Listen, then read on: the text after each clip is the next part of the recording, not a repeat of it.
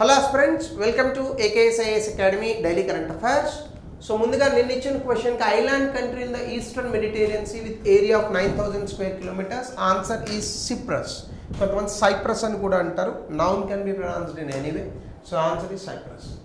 ఇక before we go to the session a small announcement. If you are looking for UPSC admissions అట్లాగే group 1 and group 2 in both Telangana and Andhra Pradesh, దయచేసి కింద నెంబర్కి call చేయండి. So they will give you all the details. ఇంకా ఈరోజు టాపిక్లోకి వెళ్తే చాలా ఇంపార్టెంట్ టాపిక్. ఒక 2-3 ఇయర్స్ క్రితం రోహిత్ వేముల అనేటటువంటి గుంటూరుకి చెందినటువంటి అబ్బాయి, ఈయన కాస్ట్ డిస్క్రిమినేషన్ కారణంగా, కుల వివక్ష కారణంగా హైదరాబాద్ సెంట్రల్ యూనివర్సిటీలో ఈయన ఆత్మహత్య చేసుకున్నారు. ఈ ఉదంతం భారతదేశం మొత్తం కూడా ఈ యొక్క ఎడ్యుకేషనల్ ఇన్స్టిట్యూషన్స్ని ఒక కుదిపింది. తర్వాత దీని మీద పార్లమెంట్ వరకు కూడా దీని మీద చర్చ జరిగింది. ఈవెన్ తెలంగాణ, ఆంధ్రప్రదేశ్ అసెంబ్లీలో కూడా ఈ చర్చ అనేటటువంటిది నడిచింది.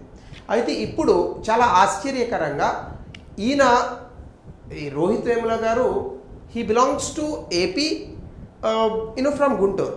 కానీ ఈయన పేరు మీద కర్ణాటక ఒక చట్టాన్ని తీసుకొచ్చింది.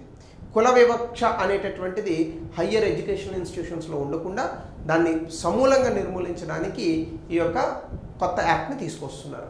సో దీని వివరాల్లో కనుక మనం వెళ్తే అఫీషియల్ నేమ్ ఏంటంటే Karnataka Rohith Vemula prevention of exclusion or injustice right to education and dignity bill, very mouthful name, 2025. ఇది ఎందుకు తీసుకొస్తున్నారు అంటే ఒక వ్యక్తి తాలూకా కులాన్ని కానీ అతని గుర్తింపుని కానీ ఆధారంగా చేసుకొని ఉన్నత విద్యా వ్యవస్థల్లో లేదా ఉన్నత విద్యను అందించేటటువంటి ఈ యూనివర్సిటీస్ ఇలాంటి చోట్ల డిస్క్రిమినేషన్, వివక్ష అనేటటువంటి దాన్ని అంతం చేయడానికి ఈ బిల్లును తీసుకొస్తున్నారు.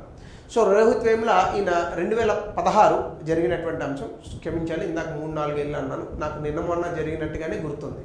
కానీ ఇది 2016లో. సో ఆయన క్యాస్ట్ బేస్డ్ హెరాస్మెంట్ కారణంగా ఆత్మహత్య చేసుకున్నారు. ఆయన రాసినటువంటి లేఖ ఎంతోమందికి కన్నీళ్లను తెప్పించింది ఆ రోజుల్లో. అది ఇప్పటి వరకు కూడా మనం గుర్తుపెట్టుకునే ఉన్నాం.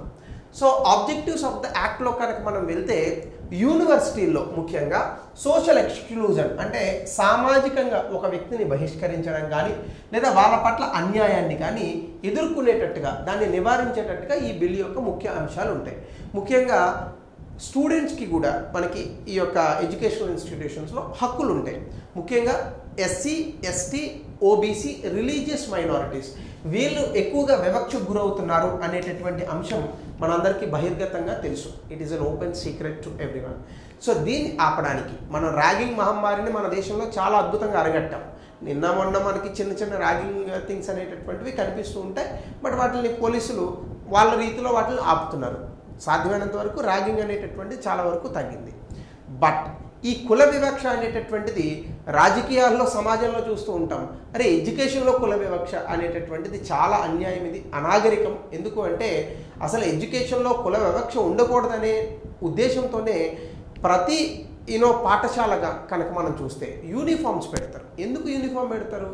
పిల్లల్లో వాళ్ళ మధ్య ఉన్నటువంటి సంపన్నులు, పేదవాళ్ళు, ఫార్వర్డ్ కాస్ట్, బ్యాక్వర్డ్ కాస్ట్ ఇట్లాంటి భేదాభిప్రాయాలు ఉండకుండా వాళ్ళందరూ సమానంగా ఈక్వాలిటీ ప్రిన్సిపల్తో, ఆ సూత్రంతో, సమానత్వ సూత్రంతో వాళ్ళు బ్రతికేందుకు గాను వాళ్ళ మధ్య ఎటువంటి వివక్ష అనేటటువంటిది ఉండకుండా ఈ రకమైనటువంటి యూనిఫామ్స్ పెడుతూ ఉంటాం. సో అందరూ సమానమైనటువంటి ఇదిలో భావించాలి అని చెప్పేసి. కానీ దాన్ని కూడా దాటేసి యూనివర్సిటీ లెవెల్లో, ఉన్నత విద్యా స్థాయిలో మనం కనుక ఈ కుల వివక్షను తీసుకొస్తూ ఉంటే ఇంక ఎప్పుడు దేశం బాగుపడుతుంది అనేటటువంటి అంశాన్ని ప్రభుత్వాలు గ్రహిస్తున్నాయా అనేది ఒక క్వశ్చన్ మార్కు, సమాజం గ్రహిస్తుందా అనేది పెద్ద క్వశ్చన్ మార్కు. ప్రభుత్వాలు గ్రహించకపోయినా సమాజం గ్రహిస్తే ఇట్లాంటివి ఆపగలుగుతాం. సో ఇందులో భాగంగా education and dignity in all types of higher education, అది పబ్లిక్ ఎడ్యుకేషన్ కావచ్చు, ప్రైవేట్ ఎడ్యుకేషన్ ఇన్స్టిట్యూషన్ కావచ్చు, డీమ్డ్ యూనివర్సిటీ కావచ్చు, ఎక్కడైనా కూడా కర్ణాటకలో ఇప్పుడు అన్ని రకాల ఉన్నత విద్యా స్థాయి, ఉన్నత విద్య అందిస్తున్నటువంటి ఇన్స్టిట్యూషన్స్లో యాక్సెస్ టు ఎడ్యుకేషన్ అంటే ప్రతి వ్యక్తికి కూడా చదువుకునేటటువంటి హక్కు ఉంటుంది. అది చాలా సమానత్వం అనేటటువంటి సూత్రంతో అది ప్రతిబింబించేలాగా ఈ యొక్క విద్యను అందించడం జరుగుతుంది. అక్కడే డిగ్నిటీ, అది చాలా గౌరవ సూచకంగా, గౌరవంగా ఆ విద్యను పొందేటటువంటి అవకాశాలను సృష్టించబోతున్నారు ఈ బిల్ ద్వారా. అలాగే ఇన్స్టిట్యూషన్స్ ఏవి కవర్ అయ్యాయని కనుక మనం చూస్తే పబ్లిక్ యూనివర్సిటీస్ కవర్ అయ్యాయి, ప్రైవేట్ యూనివర్సిటీస్ కవర్ అయ్యాయి, డీమ్డ్ యూనివర్సిటీస్ కవర్ అయ్యాయి, డిపార్ట్మెంట్ ఆఫ్ హైయర్ ఎడ్యుకేషన్ కింద వచ్చినటువంటి ఇన్స్టిట్యూషన్స్ ఆల్మోస్ట్ ఆల్ అన్ని ఇన్స్టిట్యూషన్స్ని కూడా కర్ణాటక ప్రభుత్వం ఇందులో కవర్ చేసింది. అలాగనే ఇక్కడ ప్రొవిజన్స్ అండ్ పెనాలిటీస్ కనుక మనం వస్తే ఇది కాగ్నైజబుల్ అండ్ నాన్ బెయిలబుల్ అఫెన్స్గా దీన్ని తీసుకుంటారు. అంటే ఒకవేళ ఎవరినైనా కుల వివక్ష కారణంగా ఇబ్బంది పడేటట్టుగా చేస్తే దానికి బెయిల్ ఉండదు. ఇది మొదటిది. రెండేంటి, మొదటిసారి తప్పు చేస్తే 1 సంవత్సరం జైలు 10,000 రూపాయలు ఫైన్, రెండవసారి రిపీటెడ్గా చేస్తే 3 సంవత్సరాల జైలు 1,00,000 రూపాయల ఫైన్. అలాగే విక్టిమ్కి ఎవరైతే ఆ కుల వివక్షను ఎదుర్కొన్నటువంటి వ్యక్తి ఉంటారో వాళ్ళకి 1,00,000 రూపాయల వరకు కంపెన్సేషన్ అనేటటువంటిది ఇస్తారు ఈ డిస్క్రిమినేషన్ కారణంగా. అఫ్కోర్స్ కొంతమంది దీన్ని మిస్యూజ్ చేసేటటువంటి ప్రయత్నాలు కూడా ఉంటాయి, దీనికి కూడా అడ్డుకట్ట వేసేటటువంటి ప్రయత్నం చేస్తోంది ప్రభుత్వం.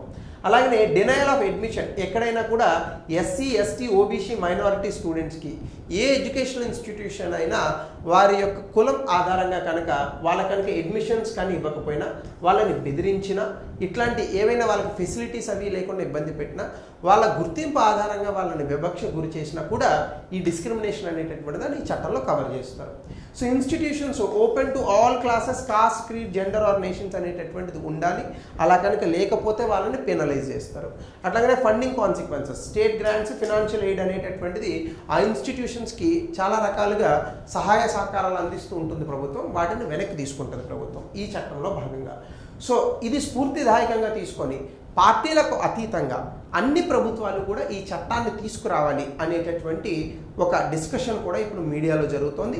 మీ అభిప్రాయాలు కూడా ఇది ఎంతవరకు మనం చేయొచ్చు? ఇదే కదా అంబేద్కర్ గారు కోరుకున్నది.